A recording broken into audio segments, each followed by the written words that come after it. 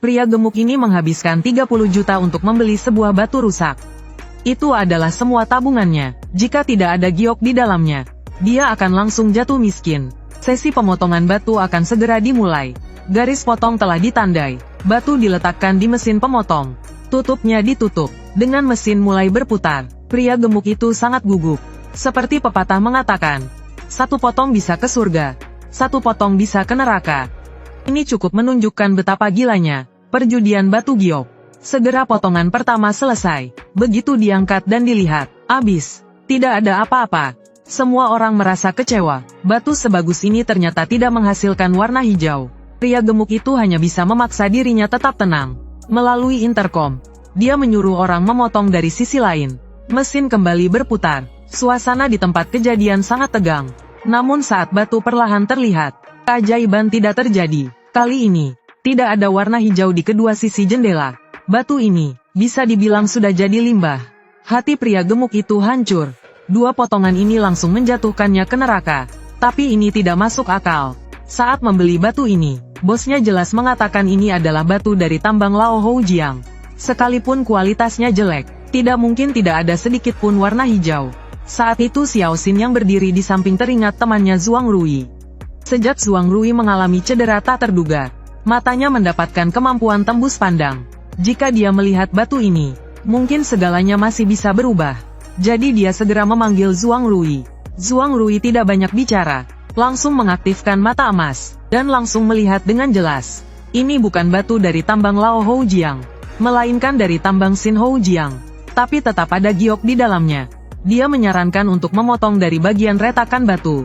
Si pria gemuk langsung menyuruh orang memotongnya, karena ini adalah harapan terakhirnya. Batu dimasukkan kembali ke mesin. Pria gemuk itu begitu gugup hingga kulit kepalanya merinding. Apakah ke surga atau ke atap gedung? Semua tergantung potongan ini. 1 menit kemudian, batu dipotong. Dan benar saja, keajaiban terjadi. Lihat cepat, naik nilainya, ada warna hijau. Pria gemuk itu mengangkat batu yang telah dipotong. Tersenyum sampai tak bisa menutup mulut. Kali ini setidaknya bisa balik modal. Namun dia tiba-tiba teringat apa yang dikatakan Zhuang Rui. Ini adalah batu dari tambang Xin Houjiang. Ternyata dia telah ditipu oleh bosnya. Meski batunya menghasilkan warna hijau, itu hanya karena keberuntungannya saja. Tapi pembeli lain tidak seberuntung itu. Semuanya menderita kerugian besar. Lalu dia mengajak para pembeli lain bersama-sama menuntut bosnya. Tentu saja bos itu tidak mengaku. Kamu bilang ini dari Xin Houjiang. Mana buktinya? Tapi dia sama sekali tak menyangka bahwa mereka punya penasihat jenius bernama Zhuang Rui. Di bawah bimbingan Zhuang Rui, Xiao Xin langsung berbicara dengan sangat lihai. Ada faktor penentu lainnya. Retak berasap. Itu hanya muncul di batu dari Xin Houjiang. Lihat batu kami ini. Tak bisa dibantah, kan? Setelah memaparkan serangkaian bukti, bos itu tak bisa berkata apa-apa. Akhirnya ketua asosiasi batu giok juga datang. Di bawah tekanan dari semua pihak, bos itu terpaksa menerima pengembalian barang. Setelah menyelesaikan misinya, Zhuang Rui pun diam-diam pergi, melanjutkan perjalanannya ke pameran batu giok berikutnya. Seorang konglomerat tertarik pada sepotong giok kuno berusia ribuan tahun. Zhuang Rui langsung menggunakan mata emasnya untuk melihat. Giok ini, ribuan tahun lalu, pernah dikenakan oleh seorang pejabat tinggi. Warnanya sangat bagus. Sahabat masa kecil si konglomerat, si Saner, juga ahli di bidang ini. Setelah melihatnya, dia juga berkata, bagus, kualitas gioknya luar biasa, bisa dibeli. Namun dia punya satu pertanyaan. Bagian ini, bukan giok alami tua, kan? Yang disebut giok alami tua, adalah giok yang belum pernah dijadikan barang pengubur. Secara sederhana, itu adalah barang bersih. Tapi jelas yang ini bukan. Bagian kuning ini sepertinya warna yang terbentuk dari tanah yang menempel. Dan bagian berwarna coklat kemerahan ini, jika aku tidak salah, itu muncul saat batu ini dijadikan barang kuburan. Karena alat besi di sekelilingnya menyebabkan noda karat menembus ke dalam. Setelah tahu ini adalah barang tidak bersih, si pria gemuk langsung kehilangan minat. Tapi si Saner justru berkata, jika harganya cocok, tetap punya nilai koleksi. Jadi pria gemuk itu menyerahkan tugas tawar-menawar pada si Saner. Setelah negosiasi alot, akhirnya bos setuju menjual dengan harga diskon 800.000. Setengah harga. Broma, hei, sini, setengah harga. Oke, swadikap gelombang. Gunakan kartuku ya gelombang. Dapat satu harta lagi. Si gemuk sangat senang. Dia pun mengajak Zhuang Rui dan si Saner minum. Dua orang ini memang benar-benar pembawa keberuntungannya. Zhuang Rui bisa membantunya menilai barang. Si Saner bisa membantunya menawar harga. Ditambah dengan uang miliknya sendiri. Tiga orang ini kalau bergabung, tak terkalahkan di dunia barang antik. Kembali ke hotel. Dia masih sangat menyukai batu giok itu. Menikmatinya dengan penuh perhatian. Tapi tiba-tiba terjadi hal yang aneh. Pria gemuk baru saja membeli sepotong giok kuno ribuan tahun.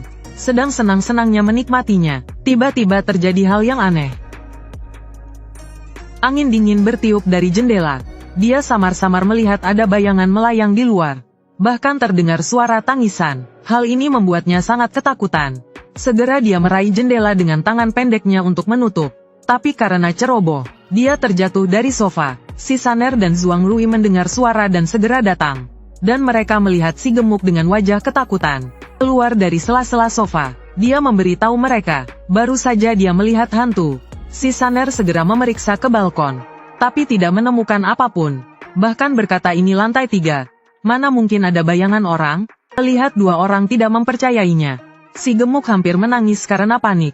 Saya sudah setua ini. Untuk apa saya bohong sama kalian? Bayangan itu melintas di depan saya.